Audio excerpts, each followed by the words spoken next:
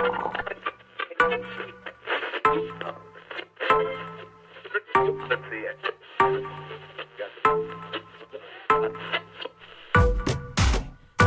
is Compendium, a podcast about communication and communication research.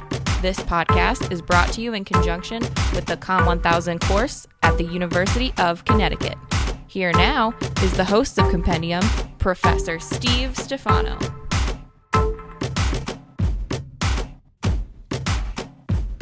Hello again, and welcome back to Compendium.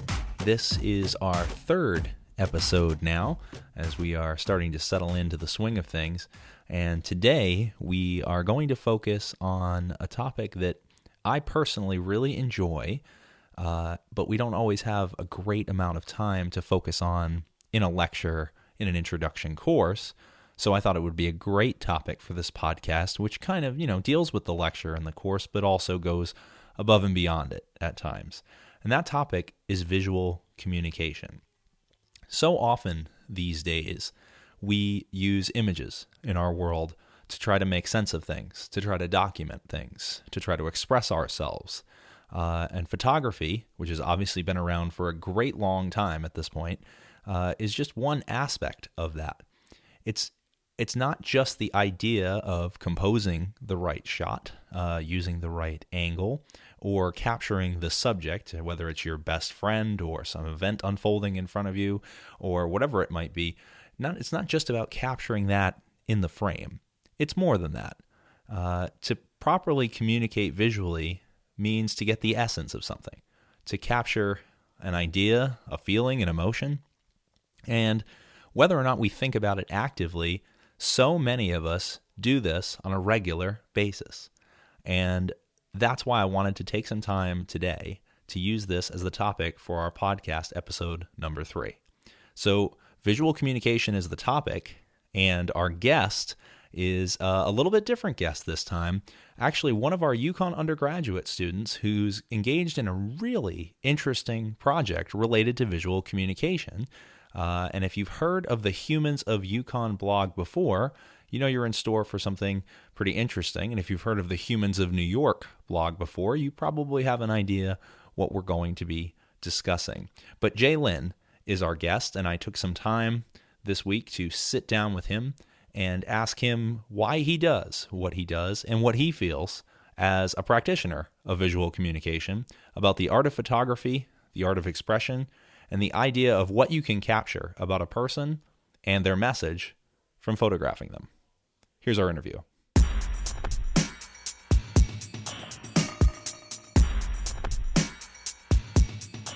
So my guest today is a University of Connecticut student who also has engaged in a really interesting project. So I'd like to, without any further ado, welcome to the show, Jay Lin. Hi, how's it going, guys? All right, Jay. So first things first, what do you do that I asked you to talk about on this podcast today?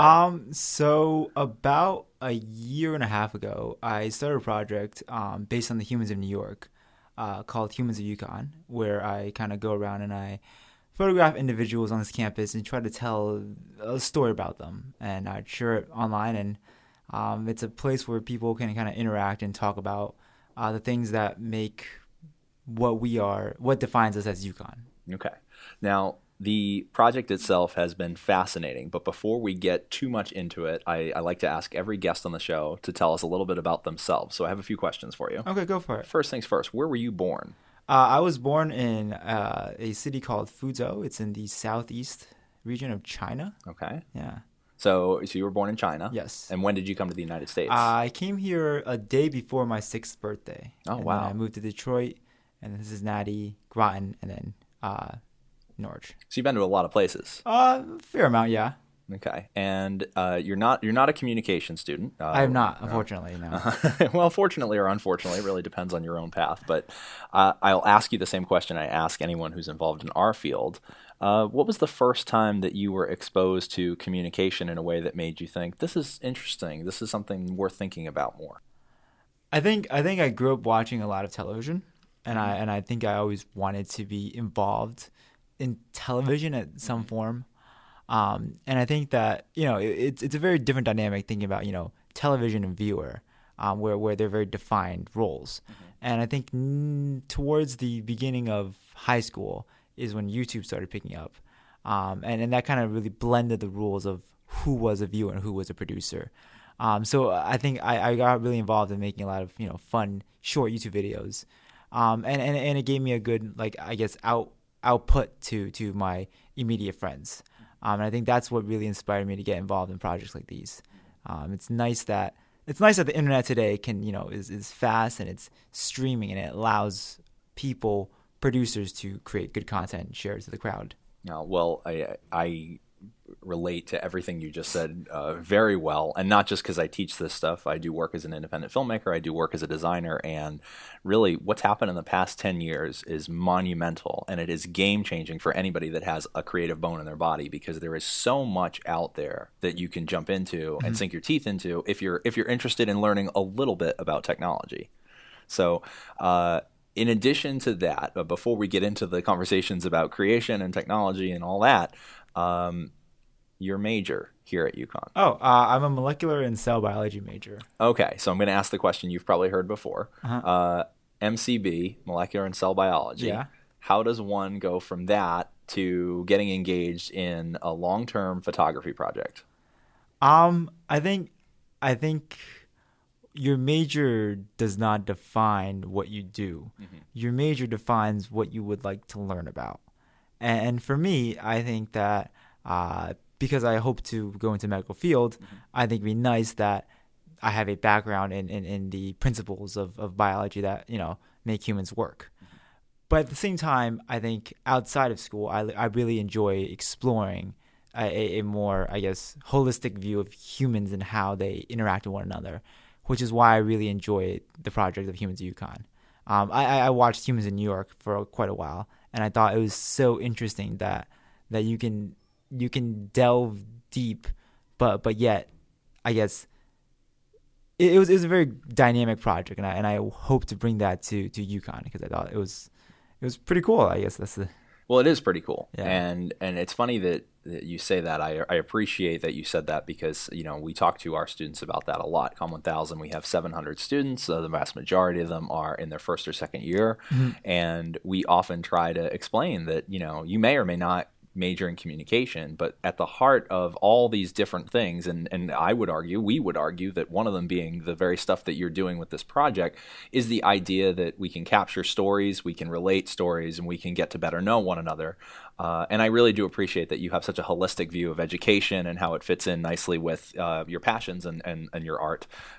So without any further ado, let's talk about that art. So you've described Humans of UConn for us. You told us that you were involved in the Humans of New York project in terms of, consuming it. And you said, we could do something like that here. I guess I'll start with the easiest question. That might be the hardest question if you do this stuff. What makes a good photograph to you? What makes a good photograph to me?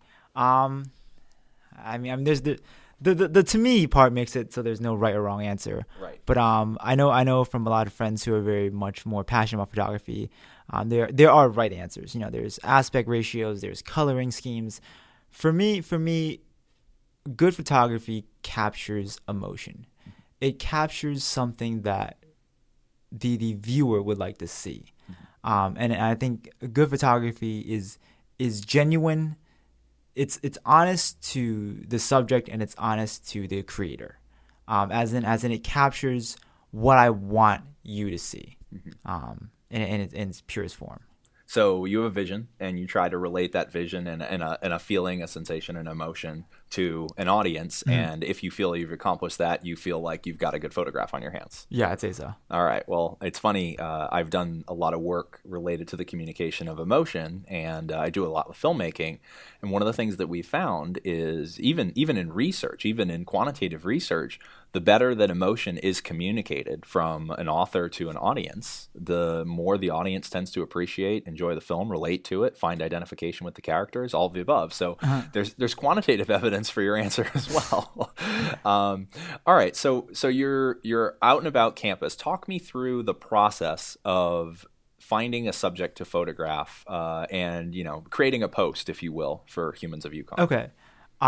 So for me, I don't like to invade people's privacy. I think that's very big for me. I don't like people invading my privacy. So for me, I like to look for people who are out in the public doing stuff. And I think that if what they're doing is interesting, I'll ask if I can photograph them, and I try to chat with them, and I try to find out what they're doing and how that relates to the larger community here at UConn. And you've had immense success chatting with these people. I like to think so, yeah. I mean, some of the conversations that you've posted in the captions of these photographs are downright fascinating. And there are a few that I'd actually like to kind of point to your attention and maybe see if, what you're, maybe if there's a story behind the story or whatnot. And I'll start with kind of the most professional one, and perhaps the most professional photograph you've taken of Susan Herbst. That was in her office, correct? Yes. So, a lot of our students have, heard about Susan Herbst. They may have seen her at an event or two. There's some press, positive and negative, among the student body about this, as traditional at any university. Her comment to you that you used in the caption started with the idea, the first couple of years I got lost a lot, which I thought was quite relatable, generated some interesting conversation on your Facebook posts. But I just wanted to know what your impressions were of sitting down with her and taking that photograph. So that was not my first time sitting down with Susan Herbst. I work with a group on campus called UCONN Power, and we attended one of our office hours the year prior. So I kind of got an idea of what I guess her and her staff are like.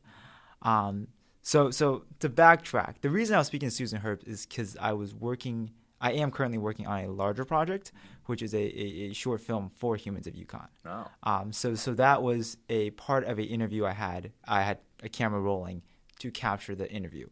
And what I wanted to do is, I think Susan Herbst is in many ways the face of this university. And she is the whenever something goes bad on campus, she's the automatic blame. It's hashtag thanks Susan. And I think that I wanted to examine her away from her role as a president, because some people, it's a very debatable role about whether she has been a good and bad president. But I think I wanted to look at her as a human, because I think that's what the page is trying to share. And I thought that, I guess she wasn't very used to speaking as an individual as opposed to the president, because she's on a lot of media constantly. So it took about 10-20 minutes to actually get her to speak some of these more genuine, funnier answers. And for me, I really like that post because it made her out to seem as if she was just a regular person on campus, just like every student, just like every staff and faculty. You do a wonderful job with that. The idea that, like you said, everybody is a human first and foremost, and you really do humanize a lot of different people who perhaps we walk by or don't acknowledge or don't notice, or just kind of on a day like this, it's been cold and snowy. A lot of people around here are staring at the ground. They've got their scarves on. They're not really locked into the community around us, and you do a wonderful job taking that camera and finding somebody and making sure that they are acknowledged as a person, not just as a figure, not just as a professor, not just as a guy on the street, not just as a student who's hanging out, sitting somewhere on a bench or whatnot, but you do a really good job reminding everyone. And even looking at it as a professor, I noticed that we really all, at the end of the day, we're all people. We have our likes and dislikes. We have our weird reasons for doing things, or we have our deep-seated impressions or our soul, if you will, of, who we are. And I think you do a good job capturing that. Thank you. Well, a few other people that I would like to talk about. Dick Koshanek. Oh, yes. The accounting professor, perhaps one of the longest captions you've used on your blog. He's a fan favorite. Oh, yeah. And he had a lot to say to you. What was it like talking to him and getting that photograph? Well, first off, he's a very soft talker. I think that's kind of the way he is in lecture. But I think that at first he didn't understand what I was kind of getting at, because I wanted him to talk about himself beyond his career. And I think that because he is so passionate about what he does, it's hard for him to think of stuff outside of his teaching, because he's so passionate about his teaching. And I think that people see that, and I could have just talked about what he was doing as a professor here, because he's such a wonderful professor. But I think it's stuff people already knew. And I think I wanted to pull out a side that most people didn't see. And he mentioned, I was talking to him about it, and I was like, what is your best memory on campus? And he says, oh, I love my teaching, but what I really like is my art. And I was like, well, I had no idea you were an artist. Can you please tell me more about it? And I think he went very personally, told me about how he had aspirations his whole life, and he was never able to achieve it. But he got the opportunity at UConn, not as a professor, but actually as a student. Because he actually currently is enrolled in the School of Fine Arts. Wow. And which I think is an absolutely mind-blowing thing. And most people who are just, sitting in lecture don't realize that he himself is a student. And I think that kind of goes back to the whole purpose of the Humans of UConn, is that no one has a set role. We all kind of converge and blend into each and every role here at campus. And we've talked about two administrative types, professor and President Herbst, but really it makes a good point about education in the sense that, he's willing to kind of come full circle and pursue something for the sake of his own curiosity, his own creativity, as opposed to sort of, and I know a lot of students will talk, and a lot of students will come into this office and talk to me, and it really feels like they're kind of incremental, step by step, I need to do this so I can do that. And that's part of life. That's a common thing that we deal with. But I think that you capture the idea that there might be more to UConn, or the idea of a university, than just, this is where you need to be to get where you want to go. There's stuff to experience, and there's moments where, perhaps your life can take you in circles, and that might not be a bad thing. And I think that with Dick, that really was a great example of that. But like I said, while the vast majority of these conversations are not with accounting professors or the university president, they're with students. And you've captured some really interesting, honest, sometimes silly, exciting moments from students. And there's a couple things jump out at me. And the first is a whole collection of photos, so I won't name one, just of students doing weird or random things and just seeming to have fun.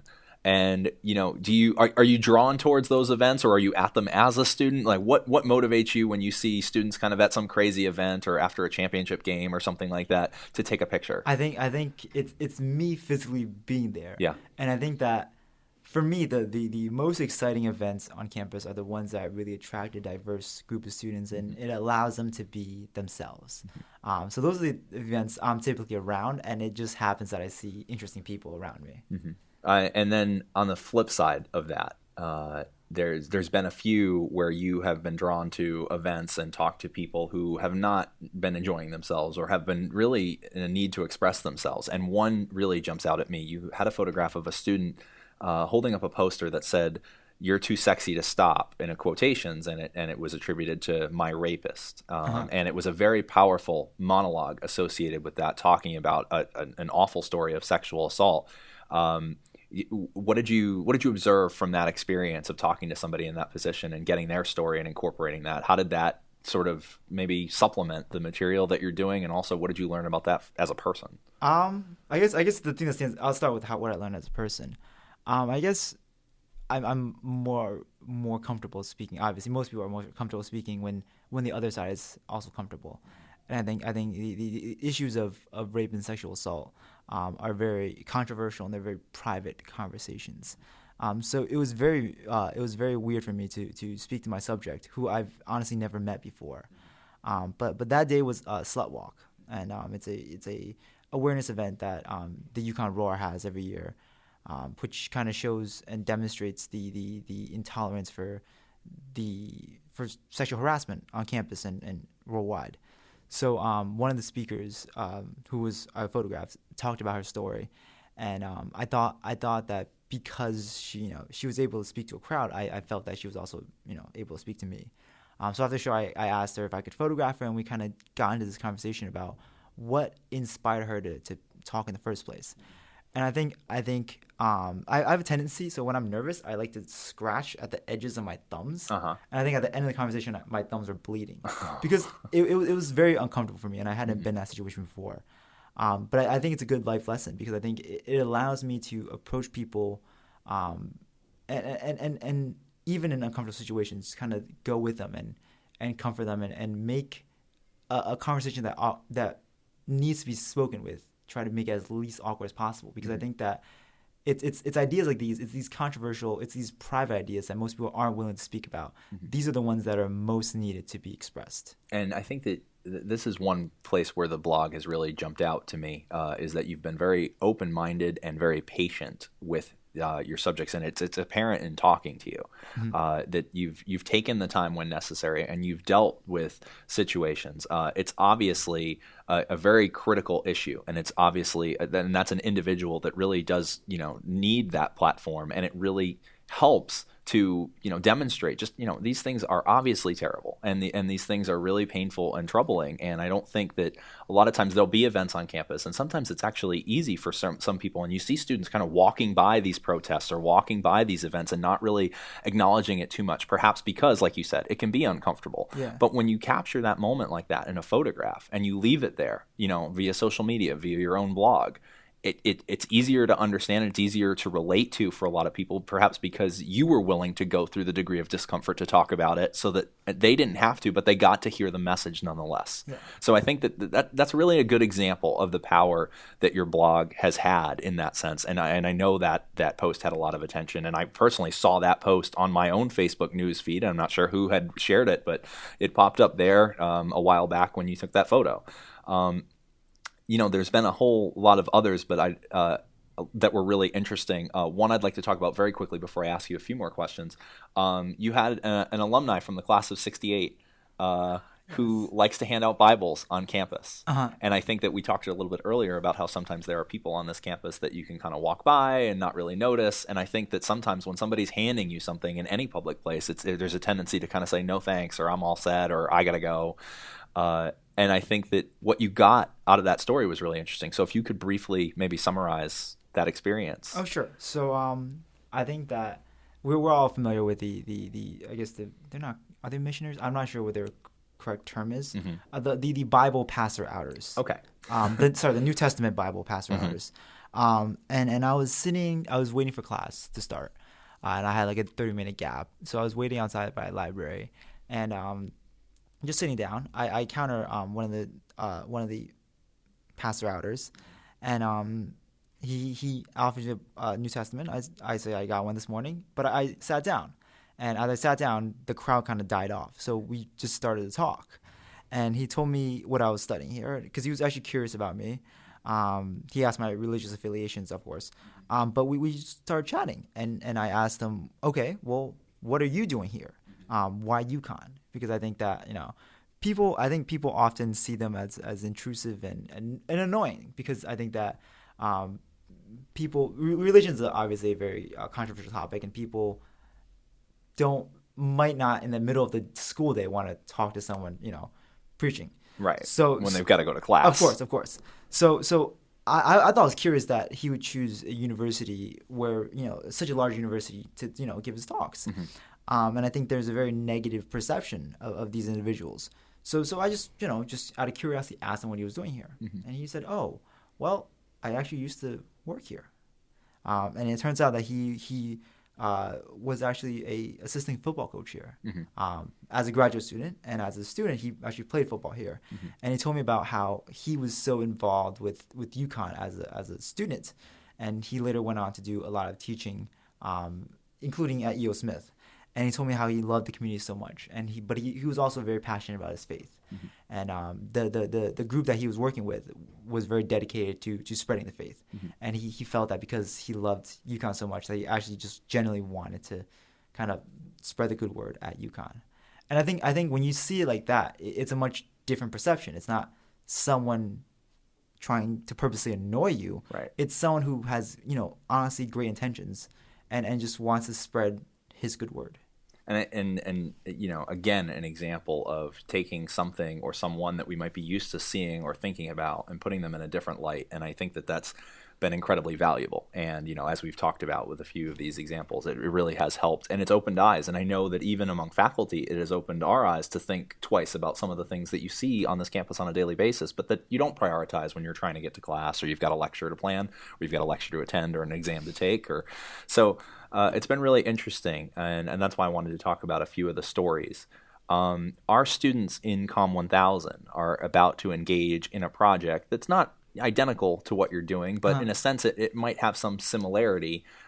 We've asked them to use 2 photographs to communicate something about college life. Okay, so they probably won't be taking the traditional format of photographing an individual and having a long conversation with them. They might, but realistically, it's probably going to be snapping photos here and there around what they see.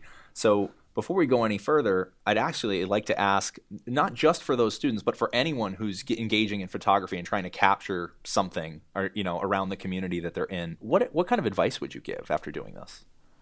I think this goes to the same advice I give a lot of people who are wanting to get into photography and filmography.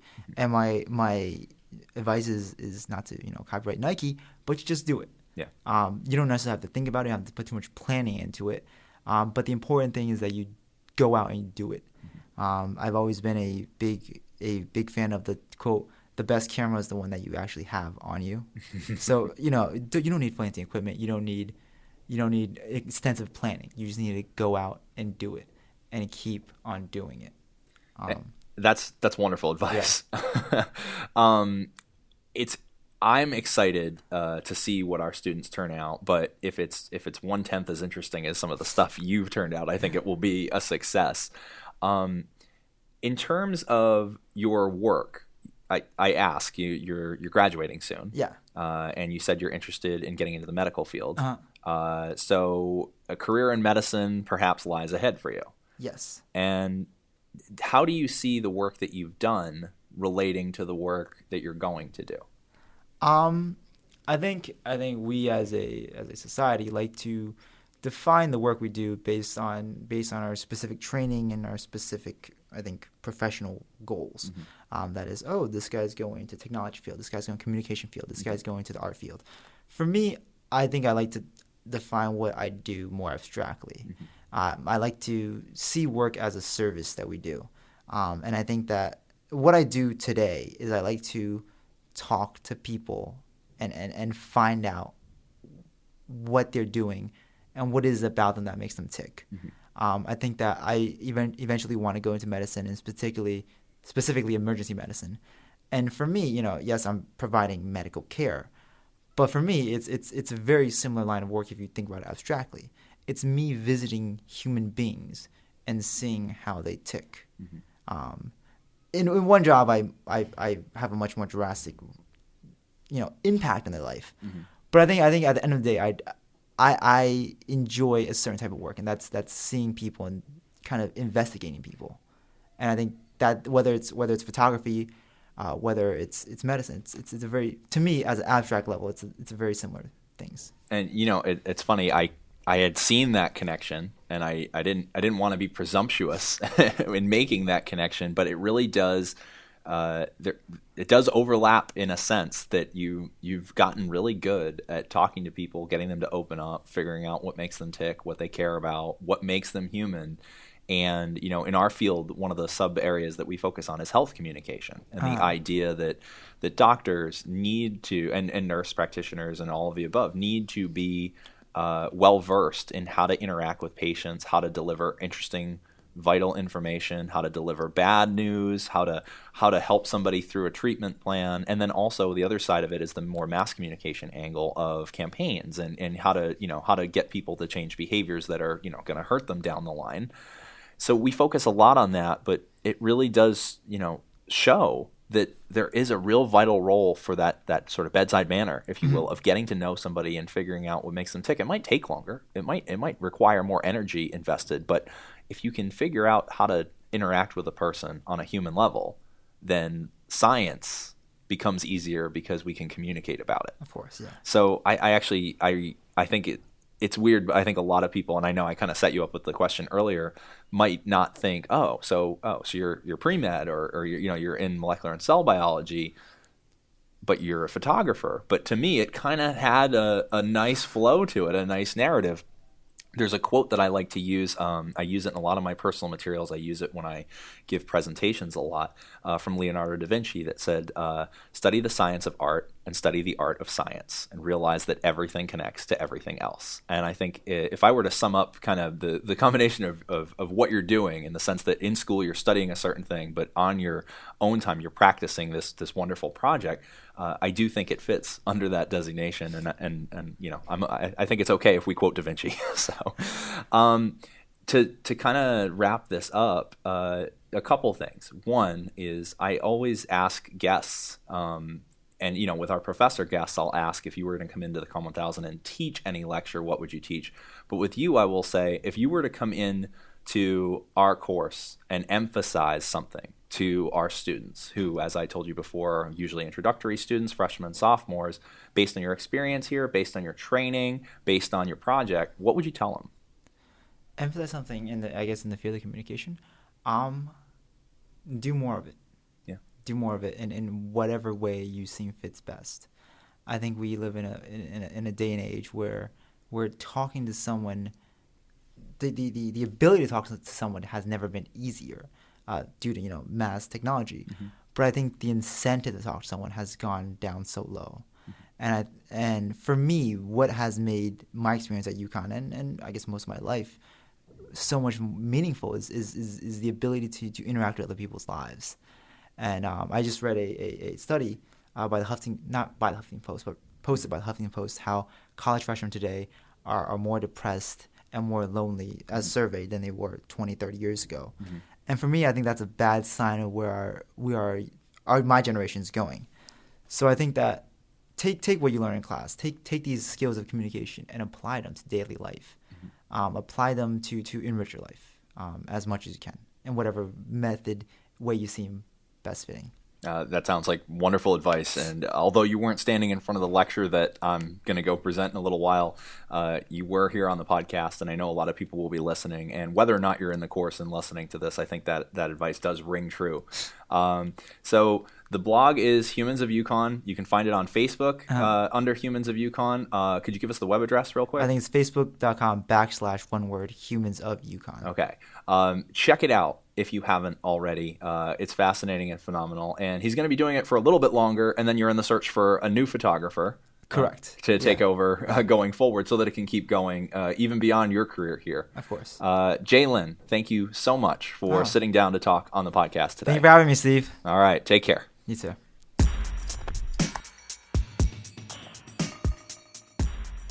So there you have our interview with the author of Humans of UConn and undergraduate senior here at the University of Connecticut, Jaylin.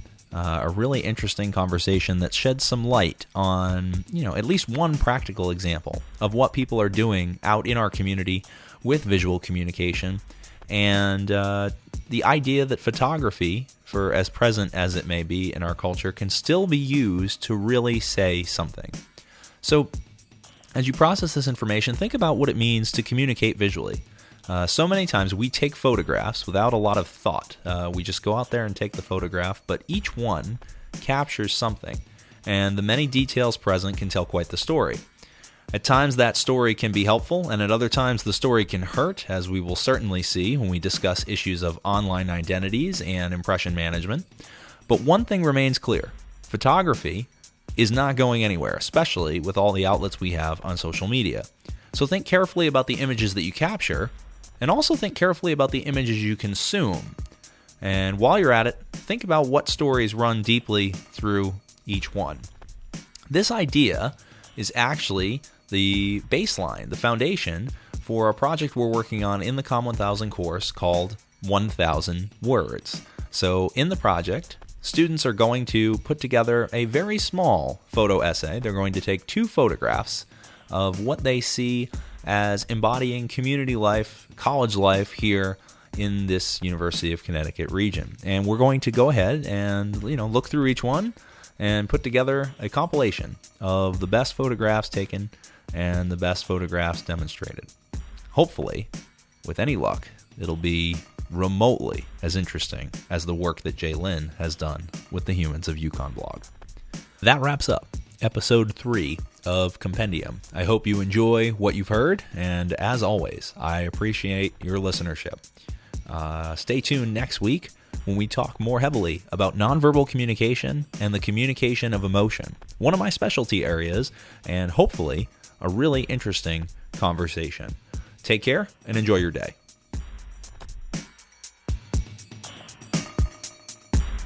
The views expressed in this podcast are those of the host and his guests. They do not reflect the views of the University of Connecticut, the UCONN Department of Communication, or the COMM 1000 course itself.